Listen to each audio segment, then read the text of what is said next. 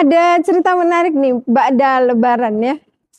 Saya ngobrol dengan beberapa orang nenek-nenek gitu ya.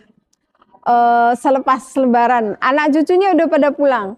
Alhamdulillah Bu Sufi, saya bisa ke masjid lagi, anak cucu saya udah pulang gitu. Rasanya badan ini kayak remuk katanya gitu, capek banget gitu, tiap hari masak, nyuapin cucu dan seterusnya dan seterusnya.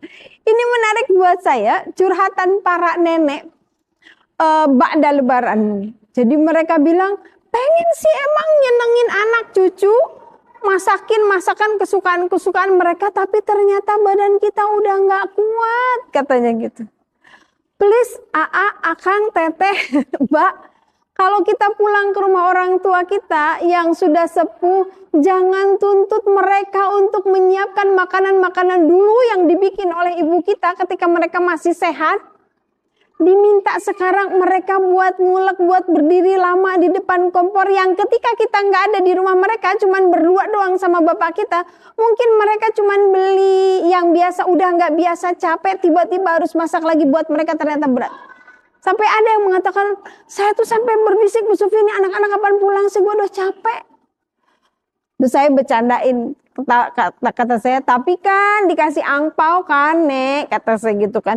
Iya, mereka pikir angpau itu bisa buat bakal kita beli emas, beli baju baru. Kata, kagak, kita balik-balikin lagi tuh buat THR cucunya. Kita bayar listrik yuk, katanya yang AC-nya 24 jam gak berhenti-berhenti, tagihan tokennya jadi naik, katanya gitu. Boro-boro buat kita yang ada mah impas malah kurang, Bu Sufi. Oh salam. Buat masak istimewa, buat ini, buat itu. Pokoknya saya kalau lebaran tuh pengeluaran tuh naik, Bu Sufi katanya. Walaupun dikasih angpau sama anak-anaknya, Masya Allah, dikasih 1 juta, 2 juta, balik lagi ke anak-anak kita. Belum lagi nanti kalau pulang ya, kita dibekelin segala macam.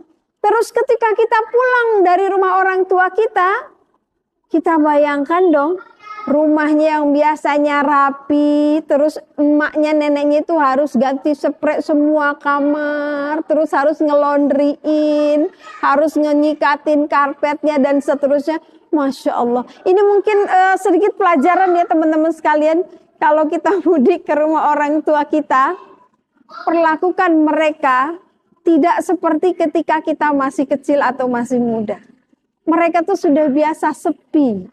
Mereka sudah biasa nyaman, biasa nggak capek. Jadi jangan biarkan kebahagiaan mereka itu ditambah dengan keletihan mereka. Hati mereka senang banget. Saya bilang kalau pada nggak datang malah sedih banget ya Nek. Iya sih benar Bu Sufi, tapi nih badan nggak bisa dibohongi gitu. Jangan disuruh nyuapin cucunya, gendongin cucunya, mandiin cucunya. Terus katanya anak saya tuh kalau ke rumah bilangnya di rumah mama healing. Kitanya healing, terus orang tua kitanya yang kepayahan. Jangan ya, kita kasih kebahagiaan di ujung hidup mereka. Kita bawa anak cucu mereka, anak-anak kita jadi kesayangan mereka. Tapi jangan biarkan fisik mereka yang sudah renta itu untuk kecapean. Sekapur sirih tentang mudik lebaran.